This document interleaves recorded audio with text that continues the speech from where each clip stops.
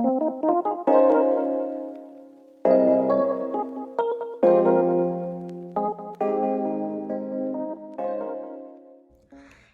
everybody, happy Womb Wednesday. I'm definitely about to give y'all a real opinionated one today.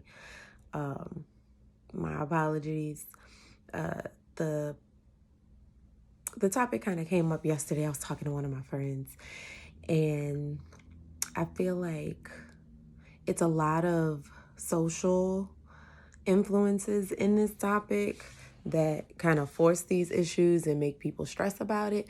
But what I want to talk about is having a baby in, your 30s, mid 30s, late 30s, and the pressure that society puts on women to like get going. Because it's like my friend and I were talking about how like we hit 30 and it's just like, you know, we keep in mind that things happen the way they're supposed to happen, when they're supposed to happen, in their own due time. But it's always in the back of your mind, like, okay, I'm on the clock, my time ticking. I want kids, but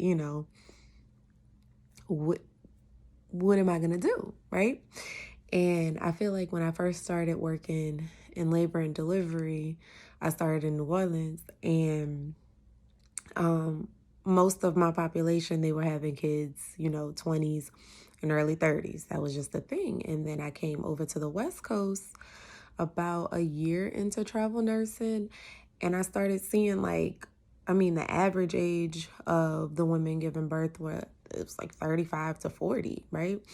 And I think there's so much stigma around like giving birth later on in life, when in actuality the risk, the thing that puts you high risk in labor and birth, um it's a small statistical increase in just genetic disorders. So like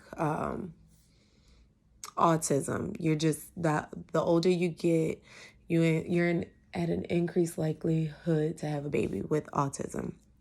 With that being said, the increase is a slight increase.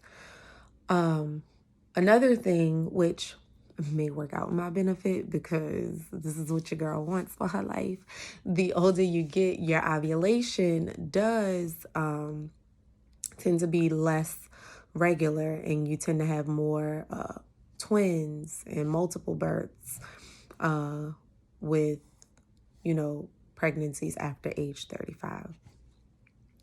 Also, I really hate the phrase geriatric pregnancy, advanced maternal age. Like all of those things, I just feel like on the medical end of it, people, got to cover their own butts and, follow, ACOG guidelines and all of those things. But I feel like there's so much pressure put on you once you hit 35, because it's like, oh no, you're a high risk pregnancy. No, I'm not. Like, I'm 35 and I'm fine. Like, literally the oldest mom that I've had was in her 50s, and I was like, whoa, sis.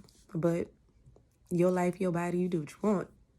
Like, I'm not here to tell you what you can and what you can't do with your body. That's on you. But I was thinking about it too the other day. I watched the Janet Jackson special, and she got pregnant at 50 or 49 and had her baby at 50. And I just think people's lives, they move in phases. Some at, I don't know, in your 20s. I know, speaking for me, I was very school oriented and career oriented the past like 5 years or so. And kids and everything weren't a priority for me. That just wasn't my priority. For some people, they get married in their 20s and want to have kids in their 20s. That way, by their 40s, 50s, they have an empty house and, they live in. But I just want to, is it destigmatize? Is that a word? Because that's what I want to do. I feel like we need to stop stressing over having kids before we're 35. I don't know how true it is, but I did see something that said that they were considering raising the advanced maternal age to 40 instead of 35. I just think realistically, women are having kids later in life. You know, back in the day when you got married at 16 and had all your kids between 18 and 25, that's different. Now we graduate in college in our 20s and trying to get careers. And I just feel like being 30, 35, late 30s, having, your first baby, I think that's perfectly fine, child. That's just my rant. If y'all have any specific questions on this topic, oh, I saw the country there. If y'all have any specific questions on this topic, be sure to comment. And later on this week, I'll be sure to post something more in detail. But I just wanted to get y'all my rant this week. All right, have a wonderful, wonderful week. Bye.